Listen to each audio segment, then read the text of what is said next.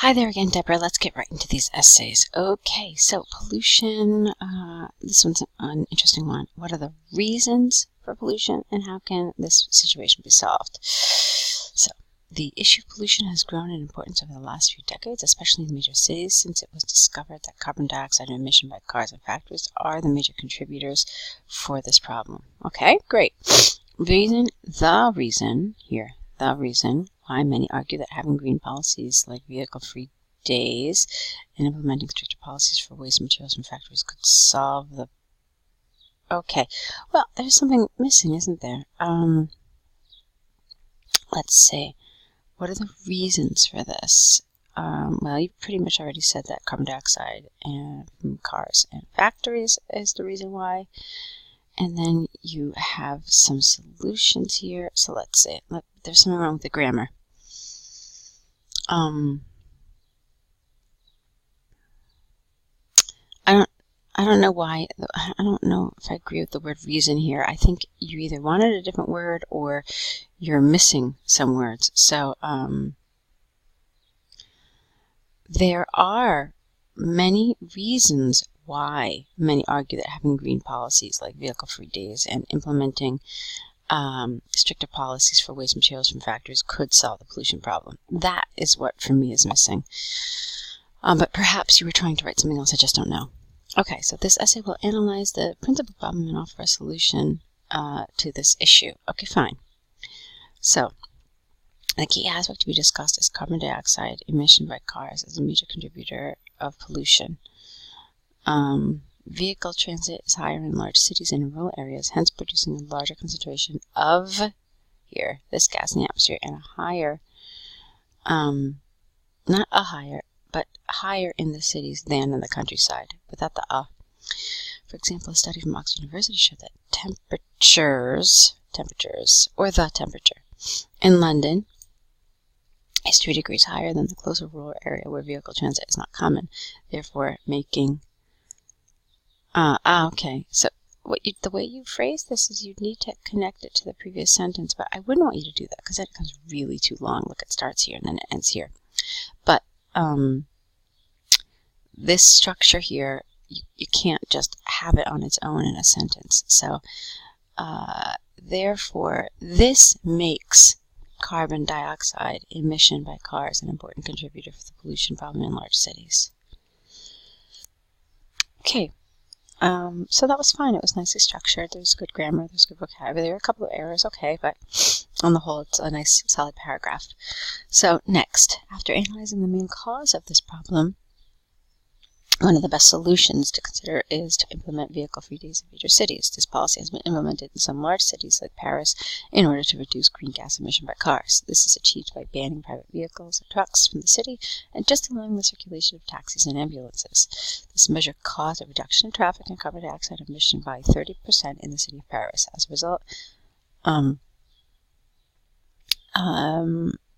this policy is a great alternative to reduce the pollution problem in large cities. So again, you can't use this structure just on its own in a sentence. Okay, now, before I get to your conclusion, let's look at this. It says, what are the reasons for this? And how can this be solved? You basically talked about carbon dioxide as one key aspect. I'm tempted to tell you that since they phrased it in the plural, you might have wanted to include another reason. Okay, it never said to you what is the key reason. It said what are the reasons. So this is a kind of tricky language that IELTS uses sometimes that you need to be aware of and need to make sure that you structure your answer accordingly. So while the paragraphs themselves are really well structured, they have nice grammar, they're very cohesive. This for me is a problem. I think that it says what are the reasons. It's not saying what is the main reason. So that essentially implies that you should give more than one reason. And it looks like you've only talked about carbon dioxide. Yeah, I mean, you've said it multiple times. That is an important contributor. Yeah, but what about the other ones? Do you understand what I mean? So That's something I really want you to think about. Not just in this particular essay, but in all the essays you're going to be writing. Alright, so now on to your conclusion. In conclusion, the pollution problem in large cities is mainly caused by carbon dioxide emission generated by cars, which could be reduced by implementing policies like vehicle-free days. This policy grants the reduction of traffic and circulating vehicles and has been shown, with an N, to be effective in the past. Okay, it's lovely, it's fine, that's exactly what it's supposed to do. Just keep in mind what I said about words like reasons. Okay, so let's go on to your next one. Alright, and here it is. So, car sales. 3 brands and several different countries. Let's see, how many countries are they? 3, 6, 9. Okay. The graph describes car sales of Audi, Ford, and BMW in some European countries during 2018. It is clear that the country with the largest sales, because it's largest, or the most sales, actually, I would have preferred here. The most sales is Hungary, while Belgium is a country with the fewest. So, most and fewest, I think, would be better words here. Hungary experienced, not have experienced, but, or had, you could have also said. So, Hungary had almost 400,000 sales during 2018, to which the 3 manufacturers contribute. Okay, this is really tricky because it's 2018 and we're still in 2018. How do you deal with this? It's interesting. You might want to deal with it just in the present tense, which is what you looks like you're doing. So how do you do this? Hungary has, maybe you want to say currently even, so Hungary has almost 400,000 sales during 2018, to which the 3 manufacturers contribute equally. Now, I'm not sure if